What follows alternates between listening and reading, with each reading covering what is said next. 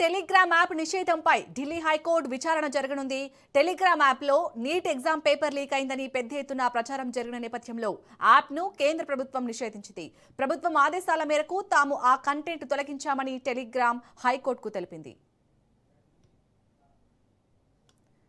Right, ఈ రోజు అయితే టెలిగ్రామ్ యాప్ నిషేధంపై ఢిల్లీ హైకోర్టులో అయితే విచారణ జరగనుంది. దీనికి సంబంధించి మరిన్ని అప్డేట్స్ ని మా ప్రతినిధి సునీల్ అందిస్తారు. సునీల్, టెలిగ్రామ్ యాప్ ని నిషేధించడాన్ని టెలిగ్రామ్ సంస్థ అటు ఢిల్లీ హైకోర్టుని ఆశ్రయించింది. ఢిల్లీ హైకోర్టులో మరి కాసేపులోనే టెలిగ్రామ్ యాప్ సంబంధించిన అంశంపై కూడా ఢిల్లీ హైకోర్టు విచారించే అవకాశం ఉంది. ప్రధానంగా నీట్ ఎగ్జామ్ ను చేసిన పేపర్ లీక్ అయిన నేపథ్యంలో సంబంధించినటువంటి దాంట్లో ఈ నెల 21న రీ ఎగ్జామ్ కండక్ట్ చేసింది కేంద్ర ప్రభుత్వము.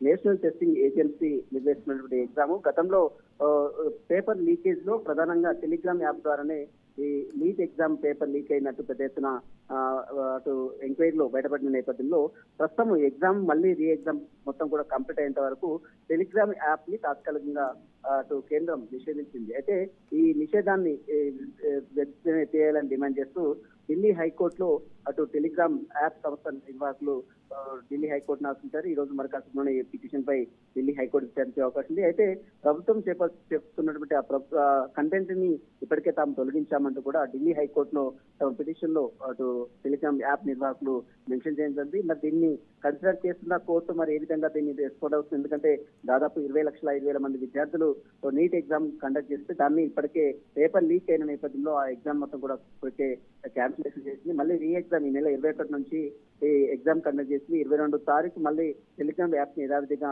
నడిపిస్తామని ఇప్పటికే కేంద్రం ఇచ్చింది, ఒక సర్క్యులర్ ఇచ్చింది. కాబట్టి ఈ విషయంలో మళ్ళీ ఢిల్లీ హైకోర్టు ఏ రకంగా ముందుకెళ్తుంది, ఏ రకంగా దీన్ని విషయంపై చర్చిస్తుంది అనే దానిపై కూడా సర్వత్రా ఆసక్తి నెలకొందని చెప్పవచ్చు. పరికాశంలోనే ఈ టెలిగ్రామ్ యాప్ సంబంధించిన పిటిషన్ పై టెలిగ్రామ్ యాప్ సంస్థ చేసిన పిటిషన్ పై కూడా ఢిల్లీ హైకోర్టు విచారించే అవకాశం ఉంది. చాలి